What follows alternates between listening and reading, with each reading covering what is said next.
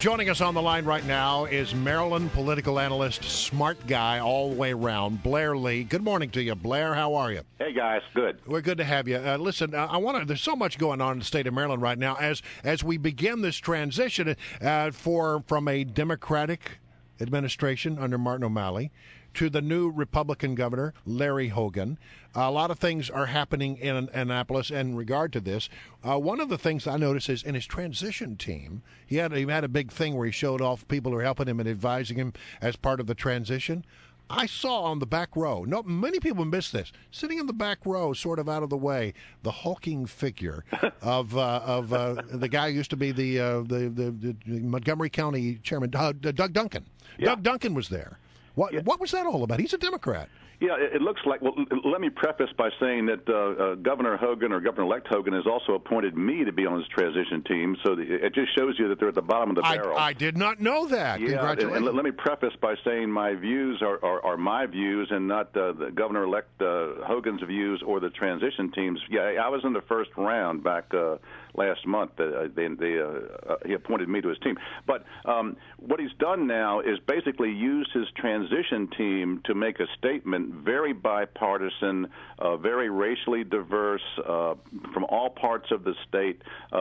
His transition team is now about 50 members, which stops being a team and starts being a crowd. Yeah. And it really is a statement by Hogan of inclusiveness and an attempt to try and reach across the aisle and be the governor of one Maryland. Well, let's hope the crowd doesn't turn into an angry mob at some point, Blair Lee. Let me ask you, the Washington newspaper here in town, the one that won't say Redskins, they had an analysis here that suggests that lobbying firms in Annapolis are starting to have to do some personnel changes and get some Republican cred because of the new governor-elect. What's that looking like in that town? You know, it's fascinating because there's a big difference between the lobbying culture on Capitol Hill, the nation's capital, versus Annapolis, the state capital. And here's the difference. Most of the high-profile lobbyists on Capitol Hill are former U.S. senators, former members of Congress, right, former cabinet secretaries, people who can go talk to their colleagues in the legislature or in the administration. In Annapolis, almost all of the high-profile lobbyists, I mean almost all of them, are staff members who worked for the governor, who worked for Senate President Mike Miller, or worked for the Speaker of the House. The elected officials don't tend to be lobbyists. It's staff members who are the big-time lobbyists down there because they can go talk to the governor, the Senate President, or the Speaker of the House because in Annapolis, those three people make most of the key decisions.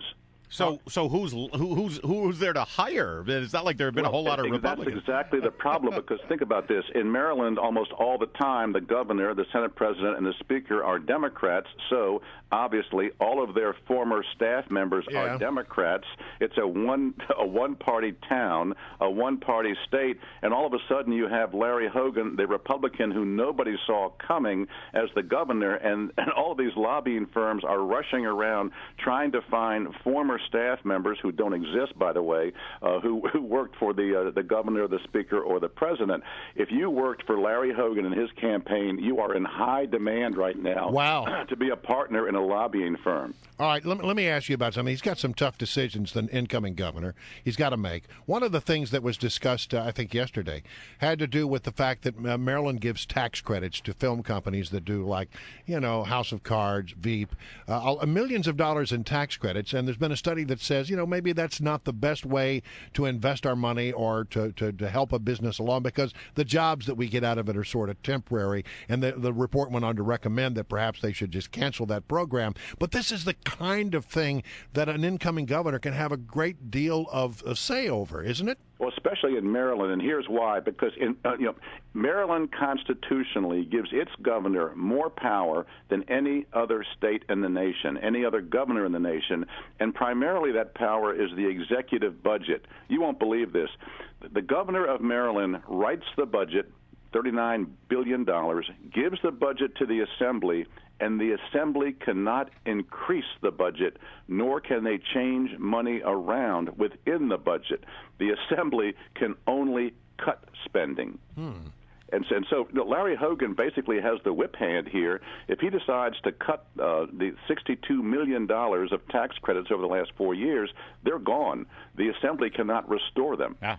Let me ask you this. I was really surprised to see this story, and I'm sure you saw it as well. Former Republican Governor Robert Ehrlich has floated a balloon out there that he may throw his hat into the ring for the presidential nomination in 2016. Is there any validity to that? I love that story. Think about this for a second, guys. Martin O'Malley and Bob Ehrlich ran against each other twice for governor, once in 2006 where O'Malley won, and then once in 2010, the Ehrlich comeback that O'Malley won again. Now, these two guys are running around New Hampshire, running against each other for president. Neither of them has a shot. I mean, neither Martin O'Malley nor Bob Ehrlich are going to be president. And I'm guessing that these guys think by running for president, perhaps they can be a vice president. But the guy in Maryland who I think has the best chance to be a vice president in 2016 is Dr. Ben Carson out of Baltimore, who has a life story. I mean, how many politicians have a life story that Hollywood made a movie about? Yeah, I guess that's true. So, all right. So Maryland could actually find its way onto the ticket at some point. Maybe we can redeem ourselves for Spyro Agnew. Well, there you go. Well, I think Cal Ripken has a better shot at getting votes. Cal Ripken could get a vote at anything. It would be a demotion for Cal Ripken. Yeah, he already sits pretty high cotton. Hey, listen. What about the fact that Larry Hogan's going to meet with the president of the United States? I don't understand that. Apparently, Barack Obama has asked to meet Larry Hogan and some other governors, especially upset governors in Illinois and Massachusetts where Republicans won.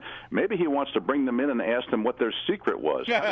How did you get over with the voters? Because Barack Obama sure can't do it. But seriously, I mean, what could be on the agenda there beyond that? I mean, is he trying to get Larry Hogan on his side, not roll back much of Obamacare? It would be an embarrassment for him if the Affordable Care Act in the Maryland, right here in the shadow of the White House, starts to get rolled back. Yeah, I mean, there's no way that Barack Obama is going to be able to talk Larry Hogan into anything. Perhaps Obama is trying to create this image of bipartisanship. He's bringing in a lot of Republican governors. I don't know. It makes no sense to me, but I think it's mostly window dressing. All right, excellent. Blair Lee, always good to have you. It's always good stuff. Thanks. And let me just say, now you're on the transition team. Oh, that's right. And you're a smart guy in Maryland. But we have a request in. Have you carried it forward for us? Oh, yeah. Yeah, because Larry wants to be the crab cake czar. The czar of the crab cake. Guys, I was appointed about 3 or 4 weeks ago to the transition team. You would not believe how many new best friends I have. Well, and all of them want state jobs. We are all best friends. Well, this would not be a paid position. It's honorary. Honorary. He's the crab cake czar. I am the traffic camera czar. Yeah. Okay. I want to be the crab cake tester. Okay. Well, that comes along. Now, I could hire you. You could be in advisory capacity there, Blair Lee. I think we got something going. And the crab cake czar gets a fez, and the traffic camera czar gets a sash. All we need now is a good lobbyist. I get one of those little vests like the people at the traffic. Oh, yeah, the orange vest. Traffic vest. That's a great idea. All right, Blair Lee, always good to have you, sir. Bye-bye.